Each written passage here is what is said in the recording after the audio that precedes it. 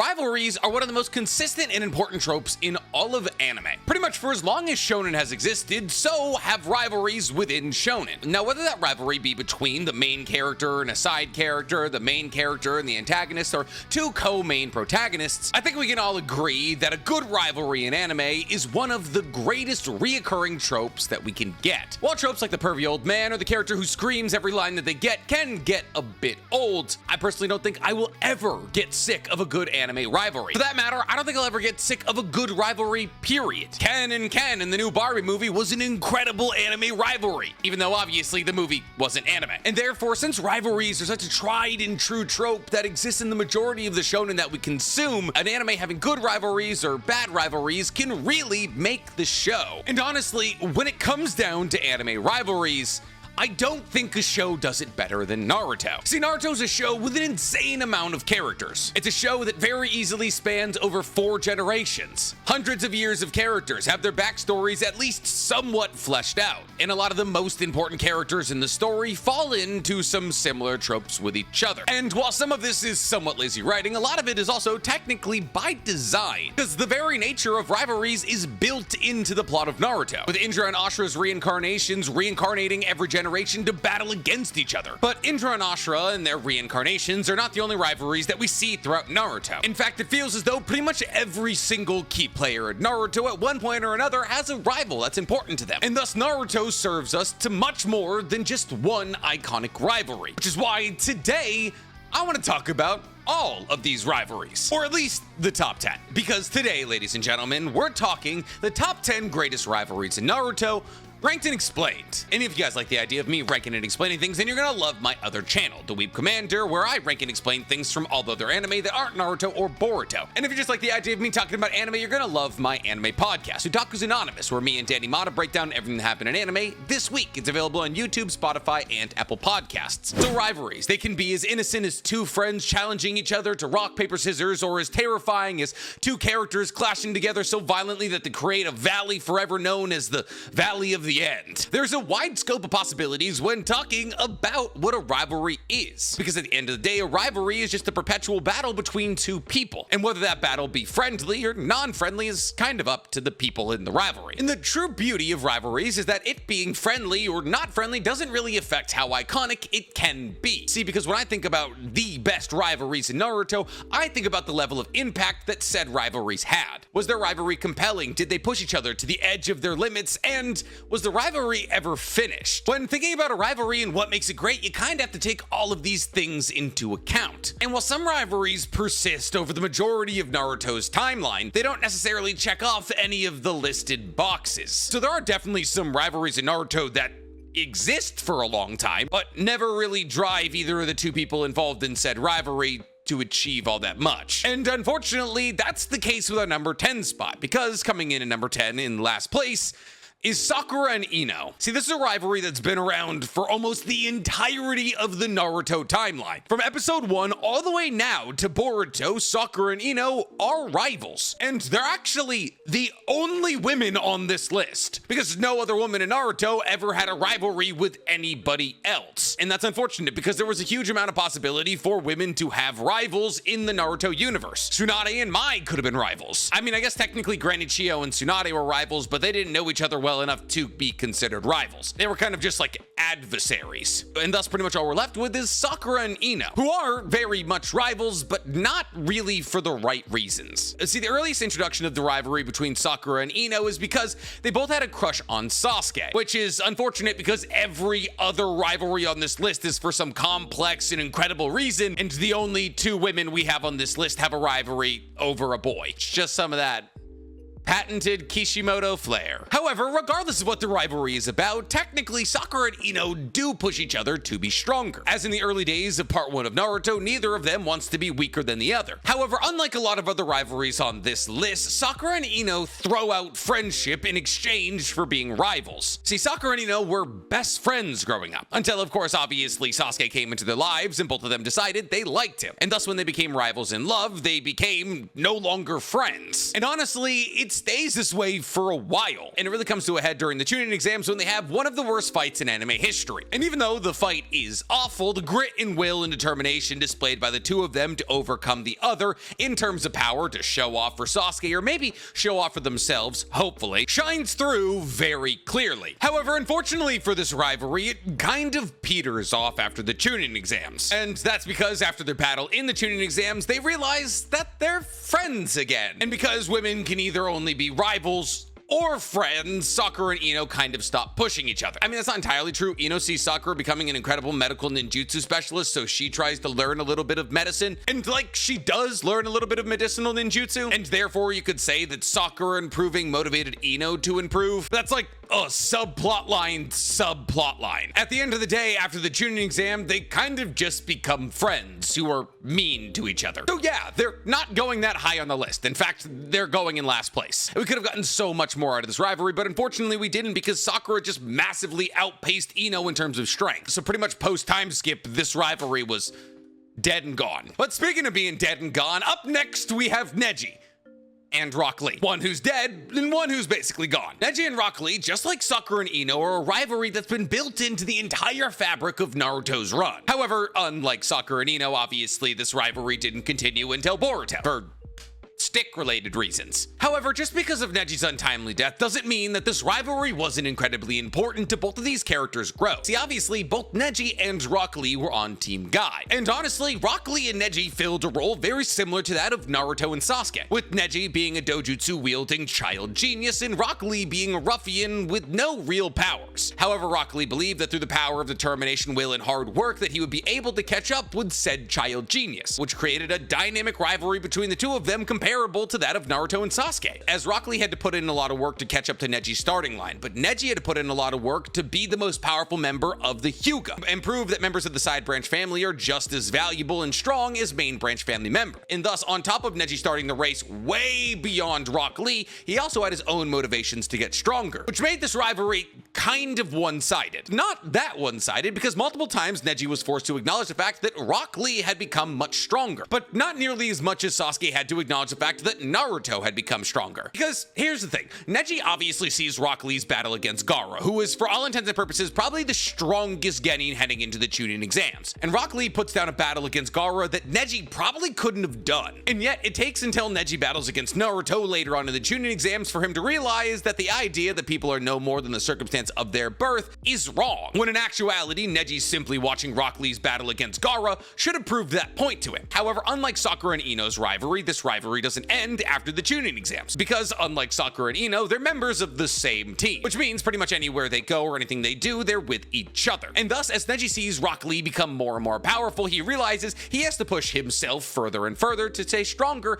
than the person who he believes is below him. Now, obviously, he changes on that ideology and no longer believes that Rock Lee's below him, but he still wants to be stronger than him, which leads Neji to learn things like Mountain Crusher and Rotation, and mastering Gentle Fist techniques to get himself all the way up to 128 palms. And now, unfortunately, the real reason that this rivalry is as low as it is, even though it's basically just Naruto and Sasuke's rivalry, is we don't see that much of it. Pretty much after the Chunin exams, we never see Neji and Rock Lee interact ever again. I mean, obviously, we get a bunch of it in filler, but that's not what I'm talking about. Pretty much the next time that we see Neji and Rock Lee in a canon capacity after the Sasuke retrieval arc is when Neji dies. And obviously, you could add a lot of points to this rivalry when you consider how upset Rock Lee was over Neji's death, but that had more to do with Neji being Rock Lee's friend than rival. But you better get used to talking about Neji, because coming in at number 8, we have Naruto and Neji. See, Neji used to be an incredibly important character in Naruto, because Neji filled a role very similar to that of Sasuke, and many believed in the early parts of Naruto that he was actually more powerful than Sasuke. And Neji came from a circumstance very similar to that of Sasuke. While his clan was still alive, his father had been killed to protect the head of the Hyuga clan. And even though Neji's clan was still alive, his clan branded him with a curse mark that they were able to control and destroy his brain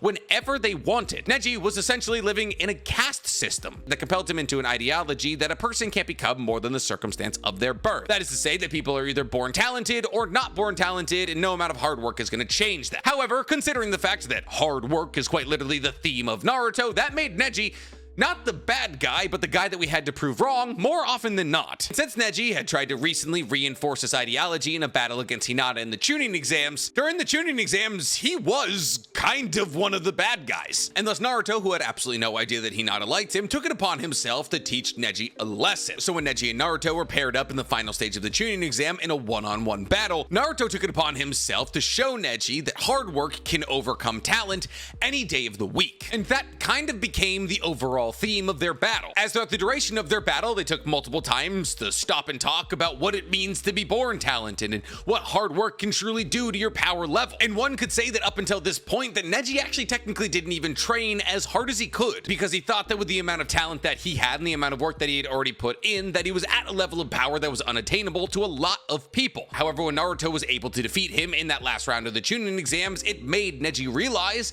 that hard work can overcome anything that he was born with. And thus during this fight and after this fight, Neji identified Naruto as a legitimate rival and admired him from a distance for the rest of his life. In fact, one could state that his battle against Naruto was the true motivating factor in Neji getting as powerful as he did get. It was also a large motivating factor in Neji improving his relationship with Hinata, becoming sparring partners and very close friends with her. And while this fight in Rivalry was absolutely transformative in Neji's lifetime, it wasn't that important in Naruto's. See, Naruto obviously got super fired up over Neji beating Hinata and giving a speech about how she'll never be anything. And then obviously Naruto goes on to beat down Neji while teaching him a lesson. But after that, Naruto pretty much forgets about Neji. There's at no point after the Chunin exams that Naruto is like, oh, gotta stay ahead of Neji. It's just Neji hearing about Naruto's exploits and seeing him save the village that makes Neji be like, okay, I should probably pick up my game. And thus, this is pretty much the epitome of a one-sided rivalry. However, because this one-sided rivalry pushed Neji further than anybody else had ever pushed him, it made him do things like reassess his personality and strive for a higher level of power through hard work. And because it affected one person in the rivalry very drastically, it's a pretty important rivalry. But we're not done with Neji yet, because coming in at number 7, we have Hinata and Neji. See, while his rivalry with Hinata may not have been as massively transformative as his rivalry with Naruto, his rivalry with Hinata existed his entire life and was acted on from both sides. See, pretty much from Hinata and Neji's birth, there was a rivalry painted out between the two of them, even on a subconscious level, because when a new head of the main branch family is born,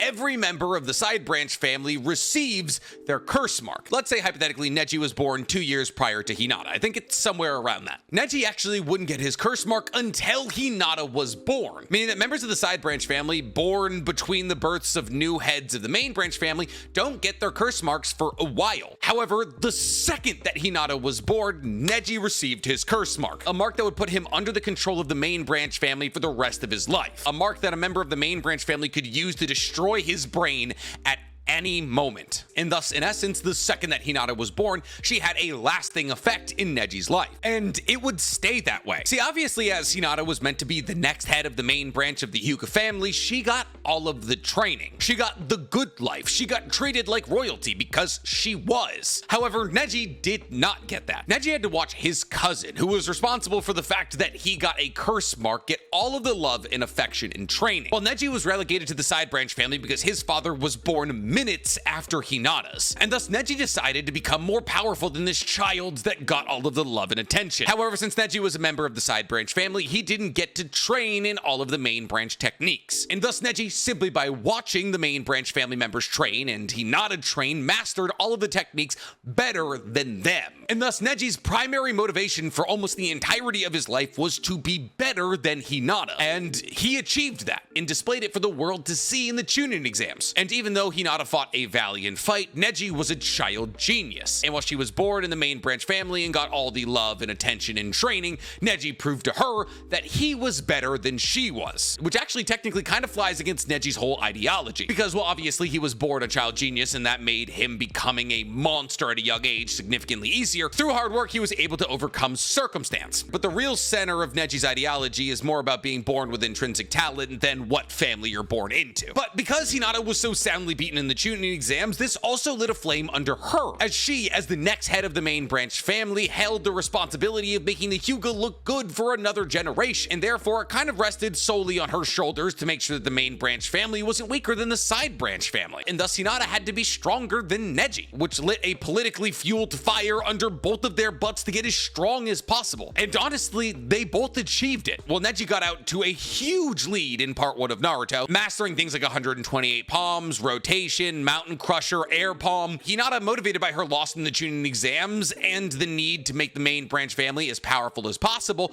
catches up with Neji, as she also masters things like 128 palms and air palms, but also creates entirely new techniques like Twin Lion Fist, which is probably the strongest application of Gentle Fist we've ever seen. And while obviously it doesn't work all that great against Nagato, nothing that Neji could have done would have worked all that great against Nagato. And while one could absolutely make the argument that Hinata was trying to get more powerful to impress Naruto, I would argue that it was more about her rivalry with Neji than impressing Naruto. Now, I would have put this rivalry higher if it still existed, and honestly, it not existing isn't even the worst part about this rivalry. It's the fact that Neji was killed off to make sure that a romance happened between Naruto and Hinata that makes this rivalry not feel as important anymore. Also, when you consider the fact that Hinata's pretty much been relegated to being a housewife, and Boruto, the rivalry feels all but null and void, because neither the strength of Neji nor Hinata matters anymore, and that's gonna dock it a few points. Also because I wanted Neji 3 times in a row. He used to be an important character. Back in my day, Neji had lines. But enough about our resident pincushion, let's move to our number 6 spot, because coming in at number 6,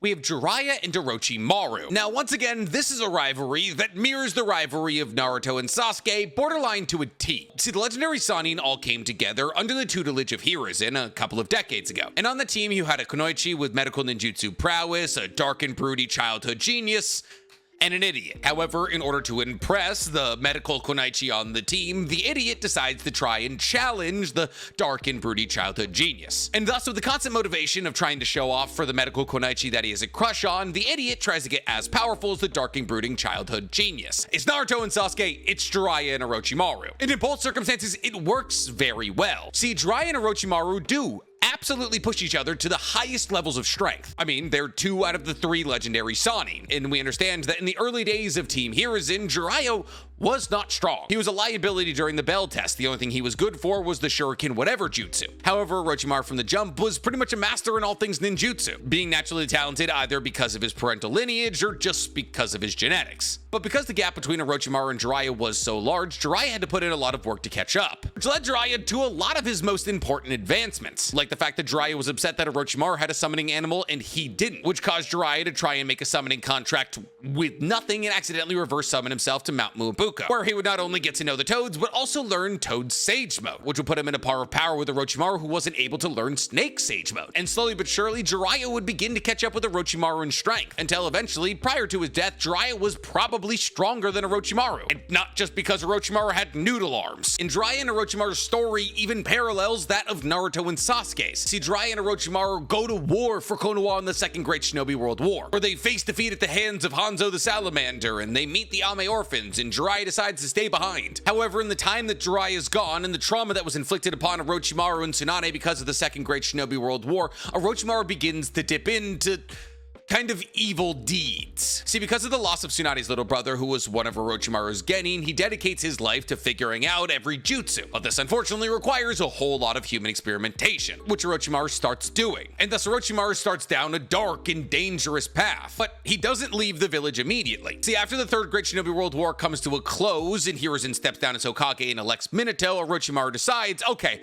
I'm gonna trump up the human experimentation. If you're not gonna make me Hokage, I'm gonna get super evil. Until eventually Orochimaru is caught by Hiruzen and run out of the village, which is devastating for Jiraiya, as he believed that Orochimaru was one of his closest friends. And even he hadn't realized that Orochimaru was sliding into darkness that he would have been the only person capable of pulling Orochimaru out of. And thus the news of Orochimaru leaving the village absolutely devastates Jiraiya. And it's at this point that Jiraiya also leaves the village, but to look for Orochimaru, with the hopes of bringing Orochimaru back to Konoha one day. And this is actually the real beauty of their rivalry, because while their rivalry rivalry started out as two friends butting heads to see who becomes more powerful in the end to try and impress Tsunade. Well, at least Jiraiya was trying to impress Tsunade. The rivalry devolves into something worse, but somehow better, an intense game of cat and mouse, as Jiraiya would go on to spend the next couple of decades going from hideout to hideout, just barely missing Orochimaru. And thus Orochimaru pushed Jiraiya to be stronger and have better senses to try and find him, and Orochimaru was pushed to be stronger in order to avoid Jiraiya in the first place. And along these paths, both of them come into contact with people like the Akatsuki that force them to become more powerful, and so on and so forth. Their entire character arcs are dependent on each other, and thus more than a lot of other rivalries on this list, they push each other to be as strong as possible. But because they rarely ever see each other, because they're so good at avoiding each other,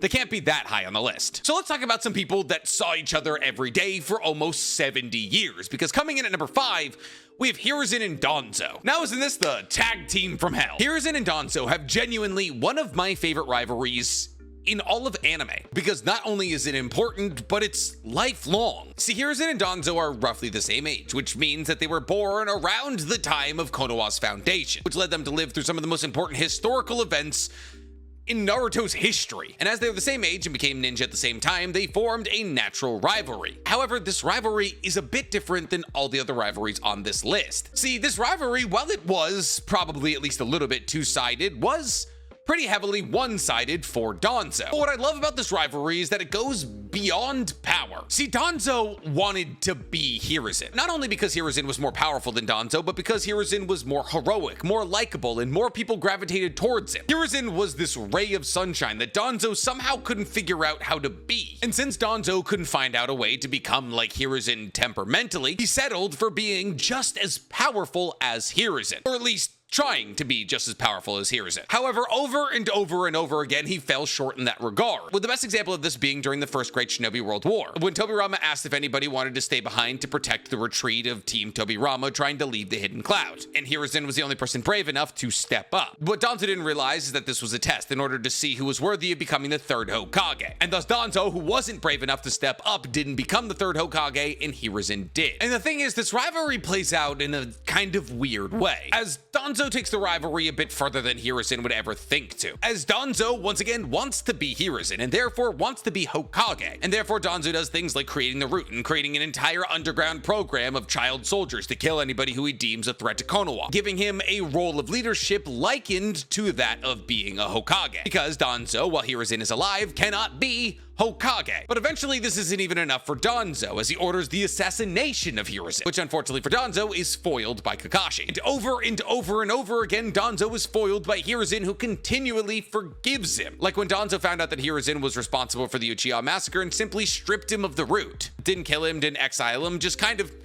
slapped him on the wrist, embodying everything that Danzo technically hated about Hiruzen, but also wanted to be. Thus Danzo, in response to all of this, decided to become stronger than Hiruzen by grafting whatever he could onto his body, stealing things like the Kodo Matsukame, Shin's arm, 17 Sharingan, all in order to close that power gap that he saw between himself and Hiruzen. However, all of the things that Danzo grafted onto himself meant nothing in the end, as he still died to a child whose older brother he had forced to wipe out their entire clan. However, in Danzo's final moments, he thinks of Hiruzen and how, unfortunately, even though he had tried his hardest, he never caught up to Hiruzen. And because of that relatively touching moment from an absolutely maniacal monster at the end of his life, I do kind of love this rivalry. But I'd be lying if I said that that rivalry holds nearly as much importance as our next rivalry, because coming up at number 4, we have Obito and Kakashi. Now this rivalry is very interesting, because it starts in your standard way. Two boys and a girl put on the same 3-man Genin squad. Childhood genius, relative screw up. Relative screw up wants to show off his power for the girl on the team who he has a crush on, and begins to work so hard that he begins to close the gap between himself and childhood genius. It's Orochimaru and Jiraiya, it's Naruto and Sasuke. We've seen it before, it's standard. However, what's cool about this theory is the fact that Obito becoming a better ninja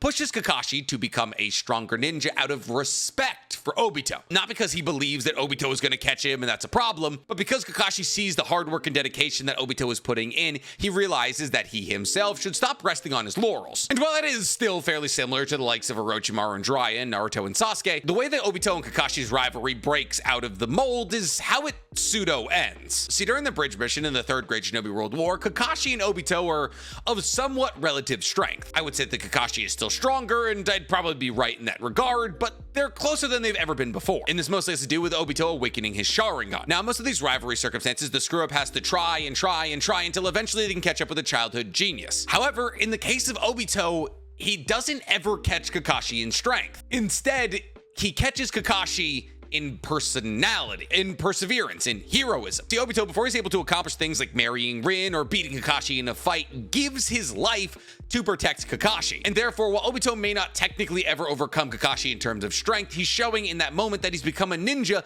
of technically more renown than Kakashi, as putting his life on the line to protect Kakashi is pretty much the greatest thing you can do as a ninja, which cements the idea in Kakashi's brain that Obito was a ninja worthy of respect. However, just like with Jiraiya and Orochimaru, this rivalry changes. See, because obviously Obito doesn't die, and then Obito has to watch Kakashi kill Rin, which changes their rivalry from two friends trying to push each other to be as strong as possible to legitimate deadly adversaries, at least from one end, as Obito wants nothing more than to destroy Kakashi. And therefore, the rivalry actually plays out during the Fourth Great Shinobi World War, with arguably the greatest fight in Naruto history. But what's cool about the rivalry, even though that is picked back up in the Fourth Great Shinobi World War, and Obito wins their battle, proving that he has now overcome Kakashi, Obito's character development arc actually makes him once again the sacrifice to defend Kakashi. And thus, Kakashi, who was born a childhood genius and substantially stronger than Obito, is saved by him twice, pretty much all but cementing to Kakashi that Obito was the ninja of more renown between the two of them. Now, obviously, this is at least a little bit surpassed by the fact that Kakashi is able to awaken a DMS mode and battle against Kaguya, showing that Kakashi is stronger than Obito ever had been. But at the same time, this is a concrete acknowledgement of the rivalry and how the rivalry made the two of them their strongest possible selves. And that when you bring these two halves together, you create an entity that is borderline unkillable, which is why the Kakashi and Obito rivalry is so important. But not as important as our number 3 rivalry, which is gonna be controversial. Because coming in at number 3, you got Naruto and Sasuke. What, Nick? You put the main character's rivalry at number 3? What are you doing? I have my reasons, okay? Yes, this rivalry is iconic. It's basically the plot of Naruto. From the earliest episode of Naruto, it's established that Sasuke is a childhood genius and Naruto is the mess up. And therefore, Naruto has to put in a ton of hard work to catch up to the childhood genius that is Sasuke. But the problem is that every ounce of hard work that Naruto puts in, Sasuke gets some kind of new hand up handed to him. Whether that's awakening his Sharingan or getting a curse mark from Orochimaru, no matter how much work Naruto seems to put in part 1, Sasuke is always getting something that makes him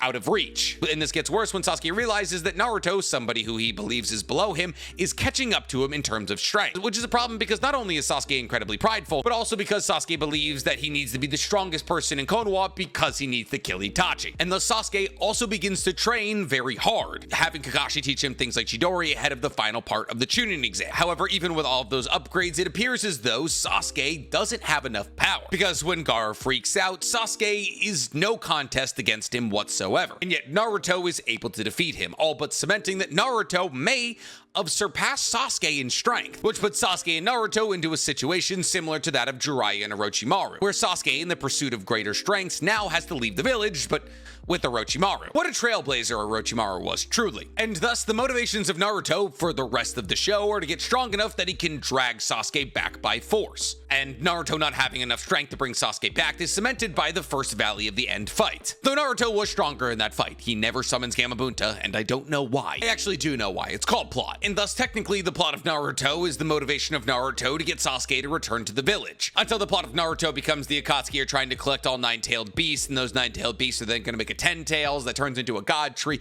that gets eaten and wipes out the entire planet. And then in the end, for a little while, Naruto doesn't even have to get Sasuke to come back to the village because he comes back of his own volition. The rivalry definitely does have its incredible moments, like Naruto having a panic attack when he heard what Sasuke did to the 5 Kage summon, or Naruto coming to grips with the fact that at the bridge where Sasuke killed Danzo, that he would have to become insanely strong to drag Sasuke back to the village, and that defeating Sasuke and bringing him back would be no easy task. But really, the rivalry truly comes to a head with the last Valley of the End fight, where Sasuke is trying to kill Naruto because he's his only connection to a good and easy life, and Naruto is trying to kill Sasuke but is in actuality just trying to get him injured enough that he can bring him back to Konoha. And in this fight, we see the true fruits of the labors that both of them have put into becoming stronger than the other. As in this fight, it is very much cemented that they are the two most powerful people in the universe. Now, the reason that this rivalry, which is basically the entire plot of Naruto, isn't number one is because for a large majority of the show, Naruto and Sasuke aren't together. Sure, they have a rivalry, and sure, Naruto and Sasuke are thinking about each other constantly, but when you only see each other every 6 months to a year, how strong can that rivalry truly be? I mean, obviously, every time they met each other, they traded blows and they realized how strong the other had become, but a true rivalry burns with somebody that you spend every day with, or spend every day battling against. Which is why, coming in at number 2, we have the substantially better rivalry, Madara and Hashirama. See, while this rivalry is similar to that of Naruto and Sasuke because they're both Indra and Ashura reincarnations, Madara and Hashirama's rivalry makes way more sense and lasted way longer. See, Madara and Hashirama were born in warring families, and Madara and Hashirama were the next heads of said warring families, which means from the primal age of like 7 years old, Madara and Hashirama were trying to kill each other, and they did that every couple of weeks for over a decade. That is beef. Undisputable beef. Not only did they battle against each other with the intent to kill hundreds of times, but they also had to watch as their brothers were cut down by each other's brothers, making it a legitimate blood feud between the two of them, which motivated both of them to get as strong as possible because if they weren't stronger than the other person, they were gonna die, while also motivating them to get stronger because they killed their family. Now, just like with a lot of other rivalries on this list, this rivalry changes over time, as eventually Madara is forced to accept Hashirama as an ally. But the rivalry doesn't stop there because even though they're friends, they're still very much rivals. Because Hashirama has become the democratically elected first Hokage, but Madara believes that he should have been Hokage and doesn't agree with how Hashirama is running the village, which makes him really upset a couple of times. Like so upset he goes to Iwa by himself to beat up Inoki and Mu. And once again, they become political rivals as Madara tries to seed dissent in the Uchiha clan and make them leave Konoha. But once again, everybody sides with Hashirama and Madara is expelled. And then once again, Madara and Hashirama enter a cycle of battling against each other until eventually Hashirama is forced to kill Madara, but not before Madara caught and tamed the Nine Tails to kill Hashirama. Beef so exquisite that Madara was the first person to become a pseudo Jinchuriki, and he started with the hardest tailed beast. Not to mention this rivalry ended in Hashirama quite literally killing Madara. Now that is a real lifetime rivalry. Hundreds of battles under their belt, all with the intent to kill that eventually ended in one of them having to begrudgingly kill a lifelong friend. That's real rivalry. Not as real as our number 1 spot because coming in at number 1, we have the best rivalry in all of anime, Might Guy and Kakashi. This is a rivalry that's existed longer than the plot of Naruto, as Might Guy identified that Kakashi was the most talented child in his Shinobi Academy class, and therefore identified him as his eternal rival. And thus Might Guy and Kakashi compete in everything. Games, battles, genitalia length, all of it. And they keep score. With the last time that the score was publicly announced, the score was 51-50 in Kakashi's favor. But just because we haven't got an official count on what the score is between the two of them in a couple of hundred episodes, does not mean that the rivalry is dead. Even now, in Boruto, the rivalry very much lives on between the two of them. As we learned in Steam Ninja Scrolls, which was a story about Kakashi, Guy, and Mirai going on a trip to figure out why women are being abducted from a certain area, that the rivalry is as passionate as it was the first day that they started. And while this rivalry has always been lighthearted in nature, it absolutely pushes both Kakashi and Might Guy to be their most powerful. As when Might Guy opens the 8 gates, Kakashi remembers something his father, Sakamo Hachike, said to him, and that is that if Kakashi underestimates Might Guy, that he will surpass him one day. And in the moment that Kakashi was witnessing Might Guy open the 8th gate, he realized that his father was correct, and thus Kakashi was pushed to become even more powerful,